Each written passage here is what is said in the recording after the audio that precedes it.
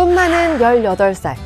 작은 섬마을 완도 토박이였던 저자는 도시의 멋진 커리어우먼을 꿈꾸며 서울로 상경했습니다. 가장 트렌디한 직업 중 하나인 디자이너가 되어 고향 완도는 아예 잊고 살았던 저자. 그러던 어느 날 완도 여행이 좋았다라는 주변의 이야기를 듣고 저자는 아주 오랜만에 고향으로 향했는데요. 서울살이 6년 만에 다시 만난 완도는 지금까지 그녀가 알던 지긋지긋한 곳이 아니었습니다. 그동안 발견하지 못했던 완도 바다의 아름다움을 깨닫고 그녀는 덜컥 귀촌을 결정하게 되는데요. 완도의 사진관을 열고 마을 발전에 힘쓰던 그녀. 20대 초반 젊은 나이에 전국 최연소 여성 이장이라는 타이틀까지 얻게 됩니다. 완도군 용안마을 MG 이장님이 겪은 다양한 에피소드를 담은 책, 제가 이 마을 이장인디요. 이 책에는 맛있는 게 있으면 나뭇가지로 창문을 두드려서라도 나눠주고 늦은 밤 걸려온 부재중 전화 한 통에도 불이 나게 달려오는 어르신들의 정겨운 모습이 담겨 있습니다. 세대 갈등이 만연한 요즘 사회에 잊혀선 안 될 가치를 일깨워주기도 합니다. 단순한 귀촌 이야기를 넘어 사라져가는 마을을 지키고 더 살기 좋은 곳으로 만들어가는 선한 영향력을 보여주는 책, 제가 이 마을 이장인디요. 놀러와요, 멋진 시골로. 저자의 외침처럼 이 책을 읽고 나면 여러분도 우리 마을이라 부르고 싶은 곳을 찾아 나서고 싶어질지도 모르겠네요. 런웨이에서 왕성히 활동하는 모델은 대부분 25세 미만, 이르면 10대 초반부터 모델 일을 시작하기도 하죠. 20대가 대세인 모델계의 혜성처럼 나타나 독보적인 아우라로 런웨이를 강타한 60대 시니어 모델이 있습니다. 그의 이름은 김칠두. 그가 뒤늦게 모델의 꿈을 이루기까지 파란만장했던 인생사를 책 I Can Do 김칠두에서 담았는데요. 사실 그의 첫 도전은 1977년 20대 초반에 출전했던 모델 선발 대회였습니다. 하지만 펴지지 않는 오른쪽 검지와 깡마른 체격 때문에 첫 번째 도전은 실패로 돌아가고 말았는데요. 이후 그는 여러 일을 하면서 롤러코스터 같은 삶을 살게 됩니다.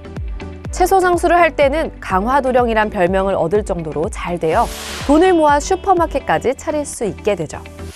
하지만 또다시 모든 걸 던지고 옷가게 사업에 뛰어들었다가 무일푼 신세가 되고 마는데요.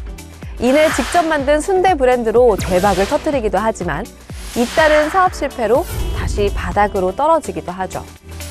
그러다 한갑을 훌쩍 넘긴 나이에 딸의 권유로 모델학원에 등록하면서 그는 인생 제2막을 열게 됩니다. 특유의 개성과 카리스마로 런웨이에서 주목받기 시작하면서 이제는 4만 명이 넘는 팔로워를 가진 SNS 스타가 되었고요. 최근에는 트로트에도 도전장을 내밀었다고 합니다. 야, 너도 할 수 있어! 라는 김칠두 씨의 말처럼 여러분도 꿈을 향한 도전, 지금 시작해보는 건 어떨까요? 잃어버린 30년이라는 말 들어보셨나요? 거품 경제 붕괴 이후 일본이 겪은 장기 불황을 일컫는 말인데요. 책 침몰하는 일본은행은 그 중심에서 고뇌했던 일본은행의 이야기를 들려줍니다. 경제부 기자였던 저자는 20년이 넘는 취재 노트를 바탕으로 1998년부터 2023년까지 5명의 총재 시대의 일본은행이 겪은 고전과 시련을 생생하게 그려냈는데요.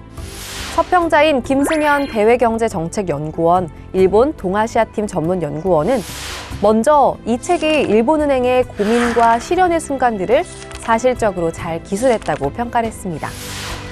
특히 하야미 총재 시대에 주목하며 중앙은행의 통화정책 결정 독립성에 대한 진지한 고민과 노력을 잘 보여줬다고 언급했는데요.